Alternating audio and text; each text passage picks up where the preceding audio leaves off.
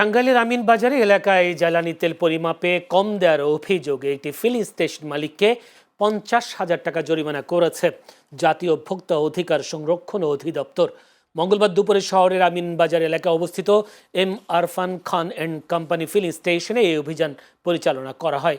অভিযানটি পরিচালনা করেন জাতীয় ভোক্তা অধিকার সংরক্ষণ অধিদপ্তর টাঙ্গাইলের সহকারী পরিচালক আসাদুজ্জামান রোমেল। তিনি জানান, দীর্ঘদিন ধরে প্রতিষ্ঠানটির বিরুদ্ধে একাধিক অভিযোগ পাওয়া যাচ্ছিল।